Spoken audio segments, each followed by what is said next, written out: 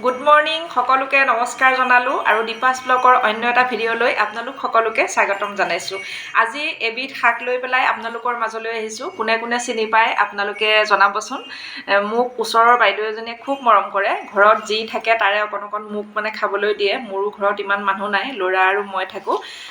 এই শাকখিনি মানে মোক ইয়াতকৈ বহুত কম দিছিলে, একেবাৰে অকণমান দিছিলে, দি পেলাই কৈছিলে তুমি অকণমান তেলত দিবা আৰু তুমি ভাঙি পেলাই তাৰপিছত মাছ আছে যদি দি পেলাই তুমি খাবা। সেইদিনাখন মই আনিলোঁ, আনি পেলাই মানে ধুই কৰি কাটি কৰি পেলাই নহৰু দুফুট দি পেলাই তাতে দিলোঁ, দি মোৰ মাছো আছিলে, দুপিচমান মাছ থৈ দিয়া আছিলে, মাছকণ দি পেলাই তৰকাৰীকণ মানে বনালোঁ। ইমানেই ভাল লাগিছে আৰু খাই পেলাই মই পাহৰিব পৰা নাই। আৰু সেই যিটো তাৰ পাতকেইটা ছিগি লৈ ডালকেইটা যে মোক বাইদেৱে কৈছিলে মাটিত ৰুই থবা, মই ৰুই থৈছিলোঁ, কিন্তু এতিয়া বাইদেউৰ ঘৰতকৈ মোৰ ঘৰত এতিয়া বেছি হৈ গ'ল। আজি গৈ দেখিছোঁ একদম গোটেই পাছফালে মানে আধাখিনি জেগা মানে একদম গছজোপা মানে জোপোহা হৈ গৈছে।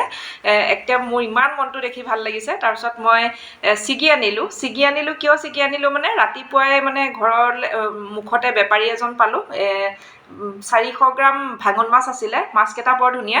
ক'লে বাইদেউ 400 গ্ৰামেই আছে, গোটেইকেইটা লওক। মই ক'লোঁ হ'ব দিয়া, দুটা মানুহ আমাৰ ইমানো নালাগে, তথাপিও মই ৰাখি থ'লোঁ মাছকেইটা, 400 গ্ৰাম ভাঙন মাছ। এতিয়া মই তাৰে দুটামান ভাজি পেলাই এইখিনি সৈতে তৰকাৰী বনাম। তৰকাৰীটো মানে কি, নহৰু দুফুট দি পেলাই তাতে মানে এইখিনি কাটি পেলাই দি অকণমান ঢাকনা মাৰি দিয়াৰ লগে লগে গোটেইখিনি গলি নোহোৱা হৈ যাব। আপোনালোকে যদি ঘৰত আছে আপোনালোকে বনাই খাবচোন।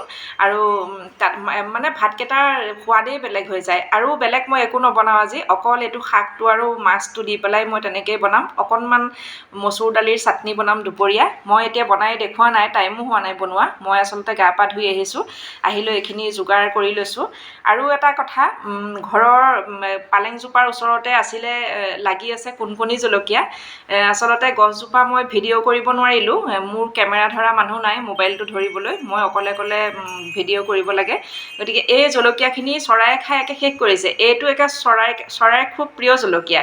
সেইকাৰণে মই ভাবিছোঁ মানুহজনে মই এই জলকীয়াটো খুব বিচাৰি ফুৰোঁ কাৰণে তেওঁ আনি পেলাই ইমান কষ্টৰে গছজোপা ডাঙৰ কৰিলে, বহুত লাগিছে। আচলতে মই আচাৰো বনাইছোঁ এই কোনকণী জলকীয়াটোৰ, আপোনালোকক দেখুৱাই দিম। এইটো মই আচাৰ বনাইছোঁ, অকল কোনকণী জলকীয়া, এই জলকীয়াটোৰ মই আচাৰ বনাইছোঁ। আৰু আজিও কেইটামান ভৰাই থ'ম, শুকুৱাই পেলাই অকণমান শুকুৱাই পেলাই মই ভৰাই থওঁ। এইখিনি মোৰ একদম খুব মানে মৰমৰ, দেখিবলৈ একেবাৰে সৰু কিন্তু ইমান জাল। আজি আচলতে ভিডিঅ'টো বনোৱাৰ কোনো কিয় বনালোঁ মানে, এই গৰমৰ দিন মছলা চছলা দি ভাত খাবলৈ একেবাৰে মন নাযায়। আৰু কিমাননো বিলাহী মাছ খাব, লাও বিলাহী মাছ কিমান খাব। শাকৰে ভাতকেইটা খাই খুব ভাল লাগে। মই শাক খাই খুব ভাল পাওঁ। আপোনালোকৰ ঘৰত আছে যদি খাব। মই আচলতে মনত পেলাই দিছোঁ, কিছুমান বস্তু দেখিলে খাবলৈ খুব মন যায়। মোৰো তেনেকৈ কিছুমান ভিডিঅ'ত যদি মই কেতিয়াবা কিবা দেখোঁ, মই খুব মানে মোৰ মন যায় খাবলৈ আৰু মই বনাই খাওঁ। সেইকাৰণে আপোনালোককো দেখুৱালোঁ।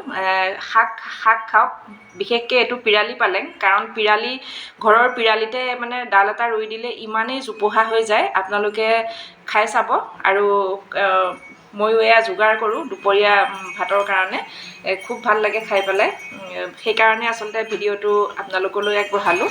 মাছ, পিৰালি পালেং ভাত খাম, লগতে কোনকণী জলকীয়া দুটা ভাতৰ কিনাৰত ল'ম আৰু অকণমান চাটনি বনাম।